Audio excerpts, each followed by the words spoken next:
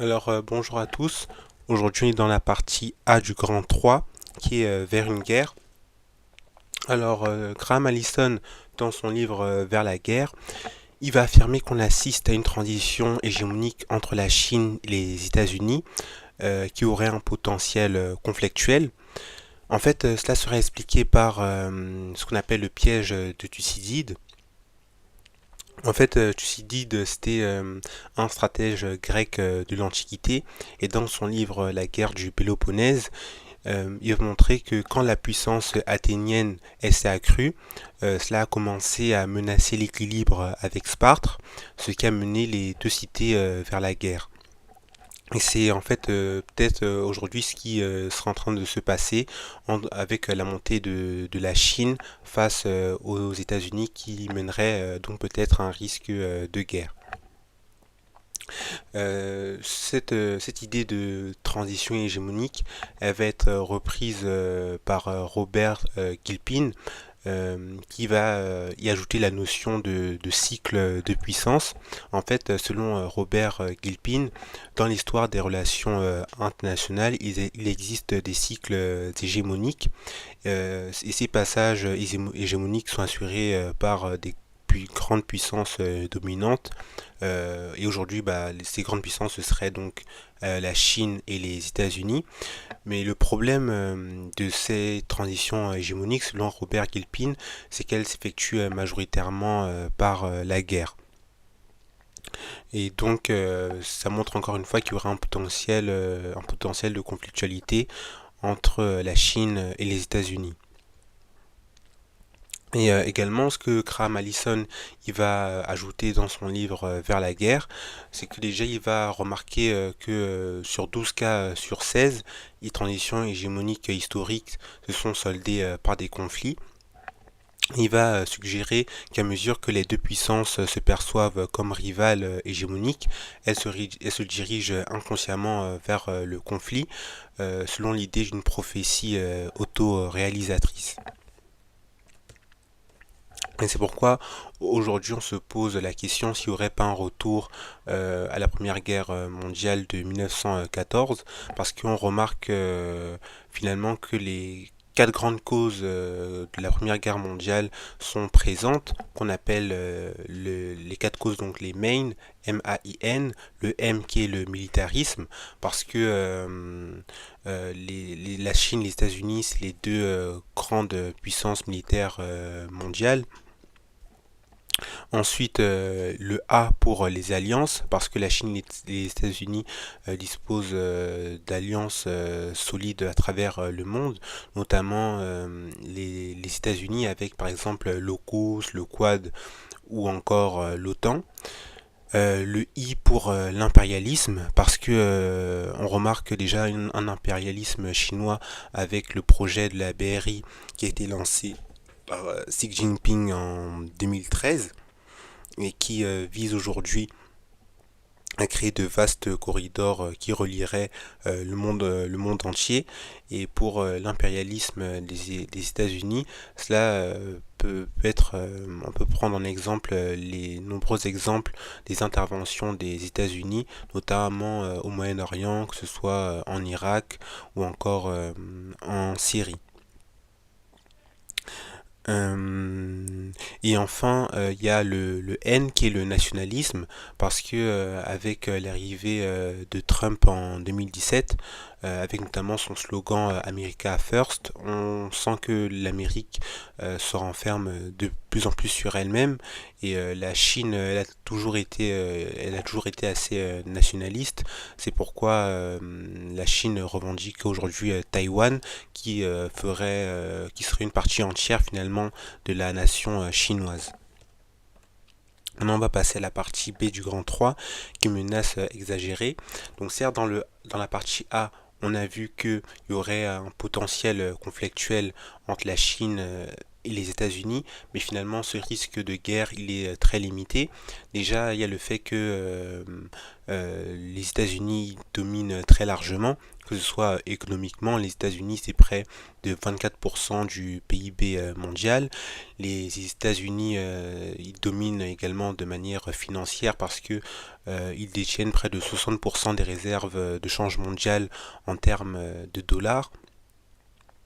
Ensuite, les États-Unis sont en avance en matière de technologie et surtout en matière de technologie militaire comparée à la Chine et ils disposent aussi d'alliances beaucoup plus solides que la Chine. C'est pourquoi aujourd'hui on remarque quand même que la Chine tend à être plutôt prudente parce qu'elle aurait peur de la fin de son régime et c'est pourquoi Jean-Pierre Cabestan dans Demain la Chine, guerre ou paix, qui est paru en 2021, il va affirmer que la Chine ne peut se permettre de se lancer dans un conflit dont l'issue serait incertaine, car cela pourrait mettre en danger finalement le régime actuel. Euh, Puis il y aurait également l'idée d'une interdépendance économique entre ces deux États qui serait un facteur de paix parce que les gens remarquent que la Chine c'est quand même le premier créancier des États-Unis et la Chine détient près de 1000 milliards de dollars du bon du trésor américain, donc de la dette américaine. Et déjà, selon Montesquieu, dans l'esprit des lois de 1748, il parlait déjà de cette théorie du tout commerce qui parlait donc de l'effet pacificateur de l'économie euh, qui rend les États interdépendants. Mais bon, cette idée quand même, elle est aujourd'hui quand même grandement remise en cause, surtout à l'ère de ce qu'on appelle de la géoéconomie, qui avait été définie par Edward Luttwak dès les années 90, où finalement l'économie il serait plutôt facteur de tension.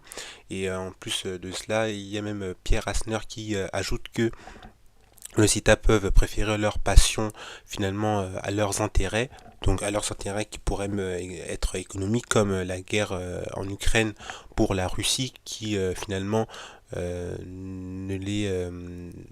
rend pas l'économie russe plus prospère. Euh, mais un autre point qui serait un peu plus pertinent, ce serait aujourd'hui une remise en cause de la transition hégémonique de Robert Gilpin qui serait facteur de conflit. Par exemple, en 2008, il y a Richard Ned Lebeau qui va parler de Lost in Transition parce que déjà, il va remarquer que les périodes hégémoniques elles sont assez brèves. Pour le Royaume-Uni, c'était de 1850 à 1870. Les États-Unis, c'était juste dans les années 90. Et en plus, à ces moments-là, que le Royaume-Uni ou encore les États-Unis, ils avaient une domination qui était assez incomplète. Il n'y avait pas forcément eu de conflictualité à la fin de leur hégémonie. Déjà, le Royaume-Uni, il n'avait pas de véritable hégémonie sur l'Europe et les États-Unis ont été grandement contestés pendant la guerre froide par l'URSS. Et donc finalement, la transition hégémonique serait pas forcément facteur de guerre. Et on peut ajouter que il y aurait pas de leçon à tirer de l'histoire parce que les exemples dans l'histoire ils sont assez contradictoires. Déjà, lors de la Première Guerre mondiale, on avait justifié qu'il y aurait eu la Première Guerre mondiale parce que les politiques des puissances n'avaient pas été assez modérées, ce qui avait mené à une escalade des tensions. Puis pendant la Seconde Guerre mondiale, on avait dit qu'elle avait eu lieu parce qu'on avait été trop modéré face à Hitler, on l'avait laissé faire. Et lors de la fin de la guerre froide, les spécialistes n'étaient pas d'accord pour savoir si la fin de la guerre froide était due à la fermeté de la politique de Reagan ou alors juste due à la coopération entre les deux grands. Maintenant, on va passer à la partie C du grand 3, qui est quelle relation. Alors, selon David Chambaud, qui est un intellectuel américain, il va décrire une relation qui serait hybride entre les États-Unis et la Chine, où la coopération économique et la rivalité stratégique coexistent. C'est pourquoi il va parler de coexistence compétitive où les États-Unis et la Chine vont chercher à maximiser leur intérêt économique tout en rivalisant pour la suprématie technologique et géopolitique et évitant toutefois un affrontement direct. Et il y a Barthélemy Courmont, qui est un géopoliticien français, qui va plutôt parler, lui, de soft war ou encore de guerre pacifique, qui se manifeste par des affrontements qui seraient indirects, notamment dans la technologie, qu'elle soit 5G ou dans les intelligences artificielles, ou également des affrontements dans la sphère culturelle, mais en tout cas sans recours à une confrontation militaire directe.